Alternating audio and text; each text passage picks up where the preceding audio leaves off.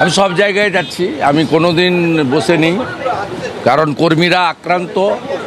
পঞ্চায়েতগুলোতে জোর করে পঞ্চায়েতগুলো দখল করা হচ্ছে এবং কোচবিহারে একাধিক পঞ্চায়েতে গায়ের জোরে তালা লাগানো পর্যন্ত হয়েছে, প্রধানদের গ্রাম পঞ্চায়েতে ঢুকতে পর্যন্ত দেওয়া হচ্ছে না। আমার এক্স হ্যান্ডেল দেখবেন, কাশীপুর পঞ্চায়েত, মথুরাপুর 2 নম্বর ব্লক, সাউথ 24 পরগনা। গতকাল তৃণমূলের পঞ্চায়েতের স্বামী তিনি কিভাবে গ্রাম পঞ্চায়েত অফিসে টিএমসি ঝান্ডা লাগাচ্ছে। এই সময়ে মানুষের পাশে থাকতে হবে, ভারতীয় জনতা পার্টি কর্মীদের পাশে থাকতে হবে, কারণ বহুদলীয় গণতন্ত্রে সব দল থাকবে। এখানে তৃণমূল কংগ্রেস যেমন 45.something পেয়ে তারা গরিষ্ঠ সংখ্যক আসন পেয়েছে, তেমনি 39% কাছাকাছি ভোট পেয়ে ভারতীয় জনতা পার্টিও 2,33,00,000 বেশি মানুষের সমর্থন পেয়েছে।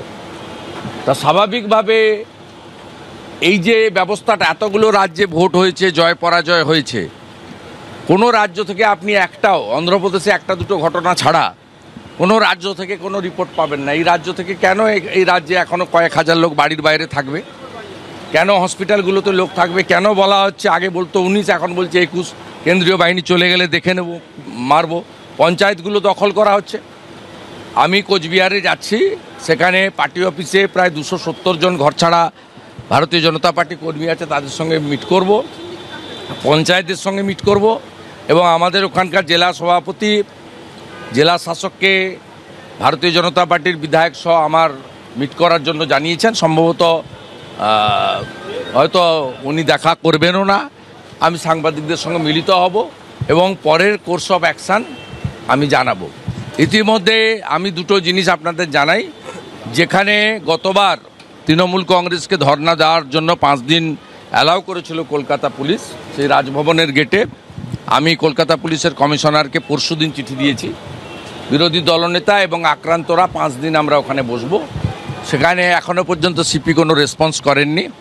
আমি মঙ্গলবার দিন আবার রিমাইন্ডার দেবো, ঠিক করেছি।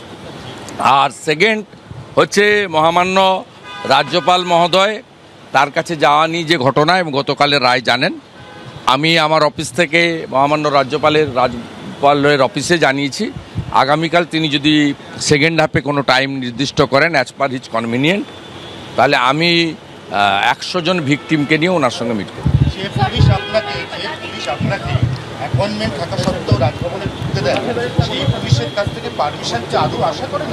পারমিশন নিতে বলেনি তো, আপনারা ভুলভাল তথ্য দেখাচ্ছেন।